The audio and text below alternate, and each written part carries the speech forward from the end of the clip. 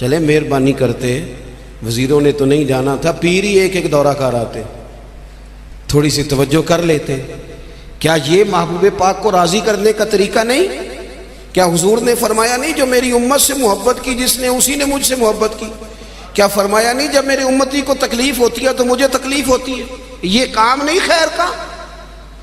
خدا کے بندے تو ہیں ہزاروں، بنوں میں پھرتے ہیں مارے مارے، میں اس کا بندہ بنوں گا جس کو خدا کے بندوں سے پیار ہوگا۔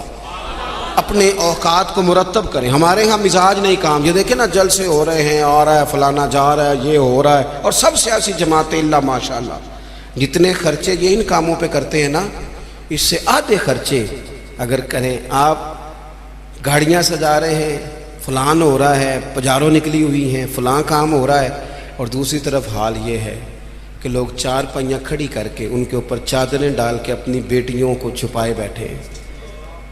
نہ ادھر ادھر کی تو بات کر، یہ بتا کہ قافلہ کیوں لٹا، مجھے رہزنوں سے غرض نہیں، تیری رہبری کا سوال ہے۔ تھوڑا سا توجہ دینے کی ضرورت ہے کہ ہم ترجیحات ہماری کیا ہیں، ہم اصل میں کرنا کیا چاہ رہے ہیں، ہمارا رستہ اور سفر کیا ہے۔ وہ ایک علاقے میں نا، بلکہ یہ میرپور جب ایک دفعہ تاریخ بتاتی ہے کہ سارا کسی حادثے سے ٹوٹ گیا تھا، تو ایک آفیسر کہتے ہیں میری یہاں ڈیوٹی تھی، کیونکہ شہر سارا ہی ایک دفعہ الٹ پلٹ ہو گیا تھا، تباہ ہو گیا تھا، تو میں نے دیکھا ایک بوڑھا شخص اور اس کی بیوی 2 بوریاں گدھے پہ رکھے ہوئے آ رہے ہیں۔ میں نے آگے بڑھ کے سلام لی، بابا جی کدھر جا رہے ہو؟ کہنے لگے پوچھنا تھا وہ بیت المال کا دفتر کہاں ہے، کہاں جہاں خزانہ جمع کرایا جا رہا ہے؟ تو میں نے کہا بابا جی میں ہی ہوں دفتر کا آفیسر، آپ نے کیا جمع کرانا ہے؟ تو کہنے لگے میں نے اور میری بیوی نے کانپتے اور بوڑھے ہاتھوں سے محنت کر کے یہ کچھ سونا چاندی ملبے کے نیچے سے نکالا ہے، بیت المال میں جمع کرانا ہے۔ تو میں نے کہا بابا سارے لوگ گھر لے جاتے ہیں، آپ بیت المال میں لے آئے؟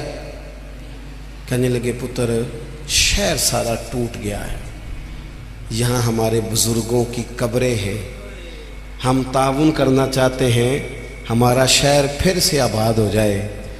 شہر آباد ہوں گے تو گھر بھی انشاءاللہ بانی جائیں گے۔ وطن جب رہتے ہیں نا تو پھر سارے کام ہی چلتے رہتے ہیں، لیکن آپ پرواہ ہی نہ کریں، وقت کو ضائع کریں اور فضول ابحاث میں ٹائم ضائع کریں، کوئی معنی نہیں۔ آپ دیکھیں نا نبی پاک صلی اللہ تعالیٰ علیہ وسلم نے فرمایا وہ بہترین مسلمان ہے جو لا یعنی باتیں چھوڑ دے، بے مقصد باتیں زندگی میں چھوڑ دے، بس با مقصد باوقار پتے کی بات زندگی میں کریں، وقت کو ضائع نہ کریں۔ اور جن لوگوں نے اپنا وقت مرتب کیا، کام کیا، ڈیوٹی کی زندگی میں، حضرت عمر بن عبدالعزیز کی عمر 39 سال ہوئی ہے، پوری 40 نہیں، کتنی بولیے؟ 39 سال کی عمر میں یہ بندے نے روز قرآن پاک بھی پڑھا، درود پاک بھی پڑھا۔ اس شخص نے امت کو عدل و انصاف سے بھی بھرا، مساجد بھی بنائیں، انہوں نے مدارس بھی قائم کیے، خدمتیں بھی کی، عمر 39 سال پائی، لے سجنا سا توڑ ہی نبھائی، تو جان بھی دیتی تیرا تیرے، ہم نے تو طے ہی نہیں کیا آج تک۔ یہ بہت سارے نوجوانوں کو میں دیکھتا ہوں ساری دن تصویر پہ گزر جاتا ہے، سارا دن فوٹو آنی چاہیے۔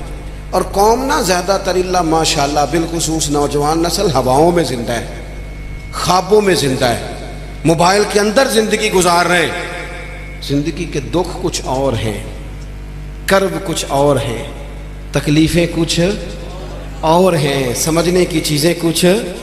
جب دوائی کی ضرورت ہو تو پھر گوشت سے پیٹ نہیں بھرا جاتا، پھر دوائی ہی کھانی پڑتی ہے۔ ترجیحات اور ہیں، ہمیں اور طرف بڑھنا ہے اپنے آپ۔ اور جب بندہ مرتب زندگی گزارتا ہے نا، جس مقصد کے لیے رب کریم نے اسے بھیجا، الذی خلق الموت والحیات لیبلوکم ایکم احسن عملا، جب وہ بہترین عمل کرتا ہے تو پھر وہ کافر کا نظریہ ہے کہ مر جائیں گے تو فنا ہو جائیں گے، زندگی میں جو موج کرنی ہے کر لو، یہی ہے سارا کچھ۔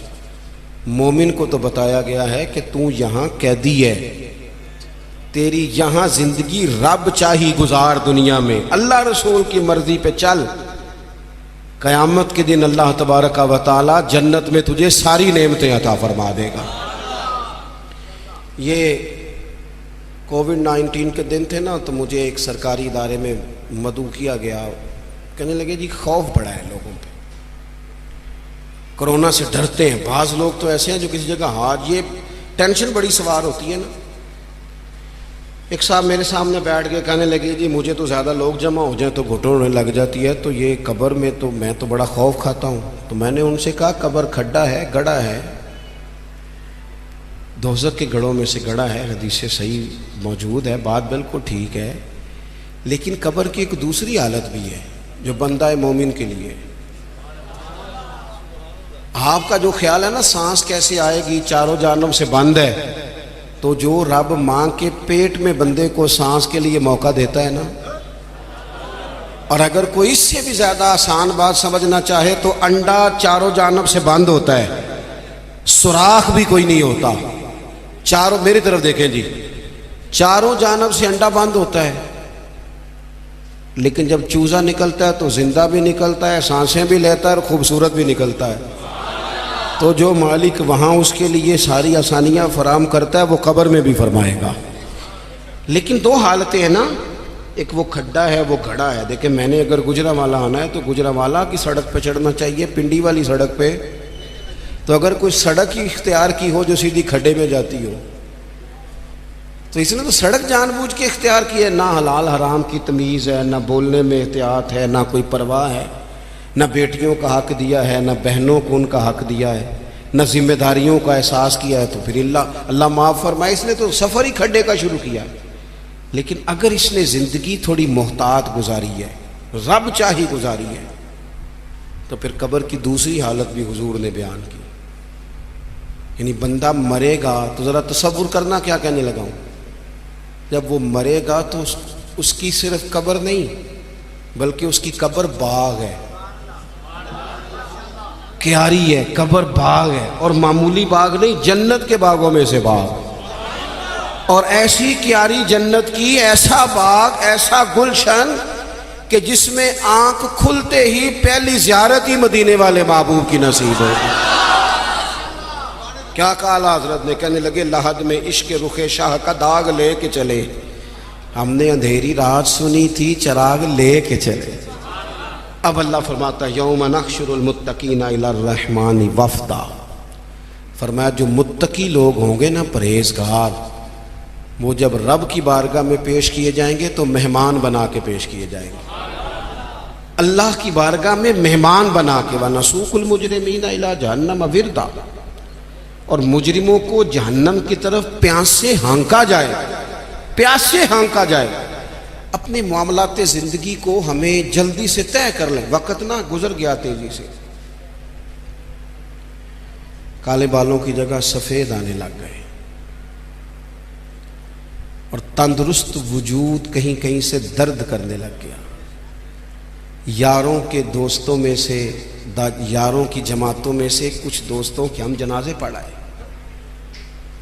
وہ جنہ باجوں ایک پل نہیں سجیندے، پھر وہ شکلیں یاد نہ رہی ہیں. داؤد تائی رحمۃ اللہ علیہ سے ہارون رشید نے کہا تھا کہ کوئی نصیحت کر دیں، تو فرمانے لگے آپ کے والد کہاں ہیں؟ کہا قبرستان میں. دادا قبرستان میں. کہا ایک بیٹا بھی تھا قبرستان میں. بھائی قبرستان میں. فرمانے لگے تو نے اتنے جنازے پڑھے، ابھی بھی میں تجھے نصیحت کروں؟ تیرا کیا خیال ہے؟ وہ چلے گئے، تو نے نہیں جانا؟ او پئیاں دستیاں قبراں جنہ تے پھول پئے، ادھروں تے کوئی نہیں جی آمدہ، ادھروں ہی لکھاں گئے.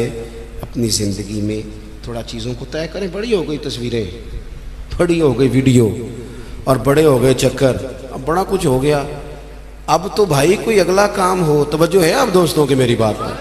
اب کچھ تھوڑی سی نا تیاری ہو. اور آخری بات یہ صوفیاء کرام تھے نا، ان کے مصلح آباد تھے، اللہ اللہ کرتے تھے، ہماری جان نہیں چھوٹتی. اب تو ڈاکٹر کہتے ہیں کہ بہت سارے لوگ چونکہ وہ زندگی موبائل پہ گزارتے ہیں تو گہری نیند سو ہی نہیں پاتے، ہر وقت توجہ کہیں اور لگی ہوئی ہوتی ہے، ہر وقت وہ تو سنجیدہ مطلب سو ہی نہیں پاتے. چار چار موبائل رکھے بزنس مین صاحب نے، اللہ کسی کو کوئی بات سنا رہے ہیں، کسی کو کوئی سنا رہے ہیں، یاد ہی نہیں رہتا میں نے سویرے کیا کہا تھا. الجھی سی زندگی کب ہوتی ہے؟ جب بندہ مصلے پہ نہیں بیٹھتا، سارا کچھ بند کر کے، جان چھڑا کے، سرے رات بندہ کچھ دیر اللہ اللہ کرے. والذین یبیتون لربہم سجدا وقیاما. کچھ دکھ بندے کے بڑے ذاتی اور نجی ہوتے ہیں، وہ کسی کو نہیں بتائے جا سکتے، چاہتے ہوئے بھی بندہ نہیں بتا سکتا، ہمیں شریعت